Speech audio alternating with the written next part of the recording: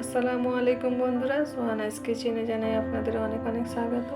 আজকে আমি রান্না করে দেখাবো গরুর মাংসের ভর্তা। গরুর মাংসের ভর্তার জন্য আমি এখানে নিয়েছি হাড় ছাড়া গরুর মাংস কয়েক টুকরো নিয়ে একটু প্রেসার কুকারের মধ্যে দিয়ে দিলাম। দিয়ে দেবো স্বাদ মতো লবণ, আর দেব একটু অল্প হলুদ গুঁড়ো, আর দেব একদম সামান্য একটু জিরা গুঁড়ো, আর দেব হাফ চামচের একটু কম আদা রসুন।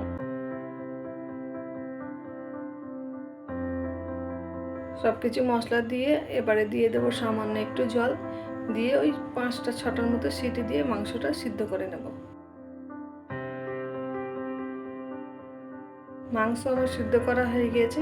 এবারে ঠান্ডা করার জন্য আমি একটা প্লেটের মধ্যে তুলে নিচ্ছি। এবার একটু কাঁচি দিয়ে এরকম ছোট ছোট ছোট করে একদম পিস করে নেব।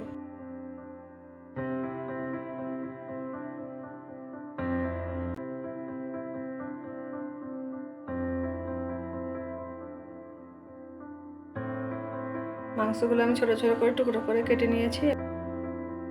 এবার দুটো শুকনো লঙ্কা আগুনে পুড়িয়ে নেব।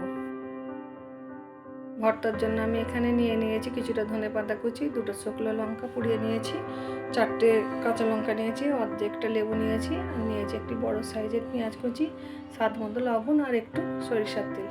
চলুন এবার ভর্তাটা তৈরি করে নিই। ভর্তার জন্য শুকনো লঙ্কাটা প্রথমে আমি একটু লবণ দিয়ে ভালো করে মচলে নেব। শুকনো লঙ্কার সঙ্গে এবার কাঁচা লঙ্কাগুলিও আবার একটু মচলে নেব। তারপর দিয়ে দেব কেটে রাখা পেঁয়াজ এবং ধনেপাতাগুলি দিয়ে সব কিছু একসঙ্গে ভালো করে মেখে নেব। এবার দিয়ে দেব অল্প একটু সরিষার তেল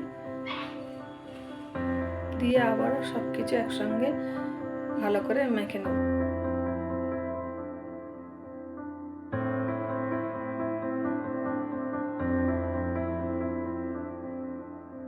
এবার দিয়ে দেব একটু লেবুর রস দিয়ে আবারও ভালো করে মাখিয়ে নেব।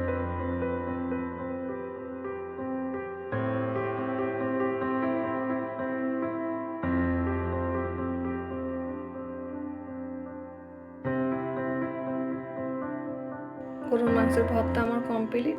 এই ভর্তাটি এরকম গরম ভাতের সঙ্গে খেতে অসাধারণ লাগে। তাহলে বন্ধুরা, আমার রেসিপিটি যদি ভালো লেগে থাকে আমার চ্যানেলটিকে সাবস্ক্রাইব করে দেবেন এবং লাইক কমেন্ট শেয়ার করে দেবেন। আল্লাহ হাফেজ।